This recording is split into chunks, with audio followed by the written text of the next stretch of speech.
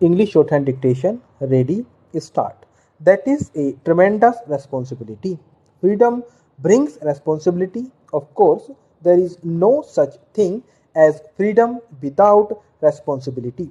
Irresponsibility itself means lack of freedom.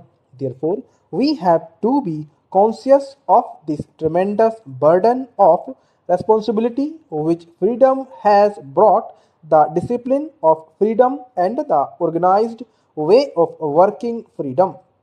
But there is something even more than that. The freedom that has come to India by virtue of many things inevitably leads India to play an important part in world affairs.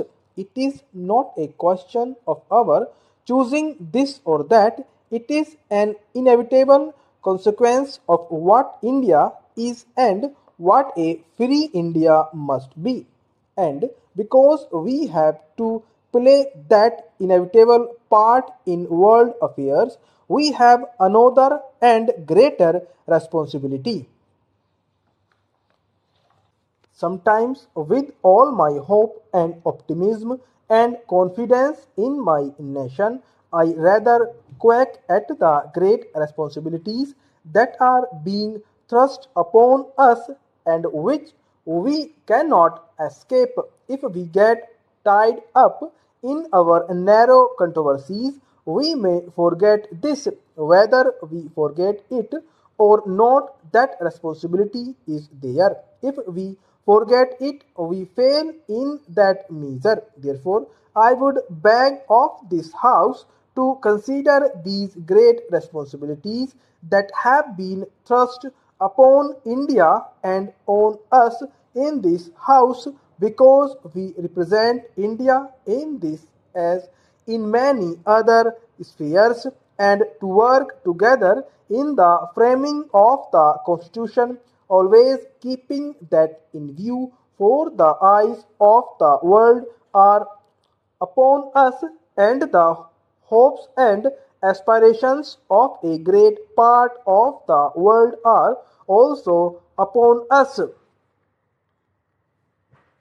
We dare not be little if we do so. We do an ill service to our country and to the hopes and aspirations of other countries that surround us. It is in this way that I would like the House to consider this Constitution. First of all, keep the objectives resolution before us and to see how far we are going to act upon it, how far we are going to build up, as we said in the resolution, an independent sovereign republic where in all power and authority of the sovereign independent India, its constituent parts and organs of government are derived from the people and wherein shall be guaranteed and secured to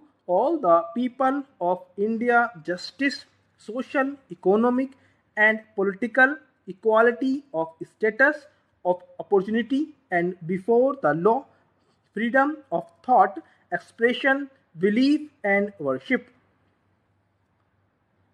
The House will remember that when I brought the motion of the objectives referred to the fact that we were asking for, or rather we were laying down that our constitution should be framed for an independent sovereign republic. I started at that time and I have stated subsequently that this business of our being a republic is entirely a matter for us to determine. Of course, it has little or nothing to do with what relations we should have with other countries, notably the United Kingdom or the Commonwealth that used to be called the British Commonwealth of Nations. That was a question which had to be determined again by this House and by no one else independently of what our constitution was going to be.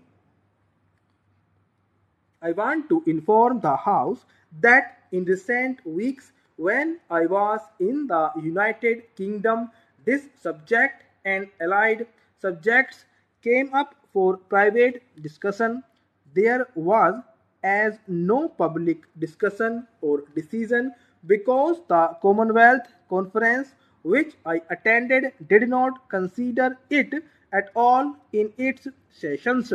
Inevitably, these were private discussions because it is a matter of high moment not only for us but also for other countries as to what, if any, relation we should have, what contacts, what links we should bear with these other countries.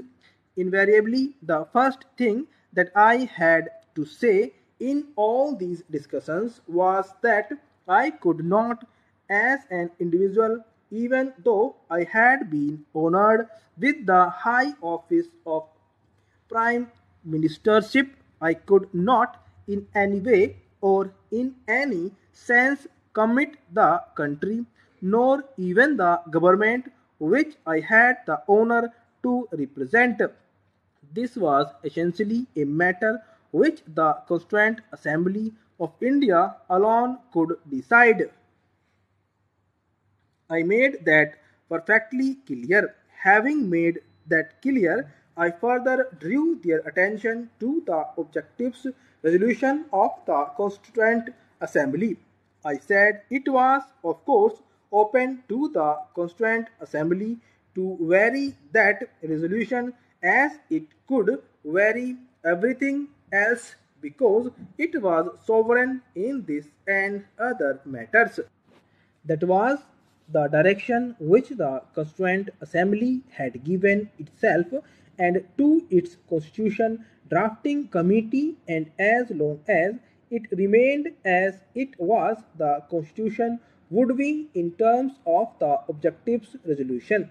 Having made that clear, sir, I said that it had often been said on our behalf that we desired to be associated in friendly relationship with other countries, with the United Kingdom and the Commonwealth. That is all I wish to say about the matter because in the course of the session this matter will come up. Stop.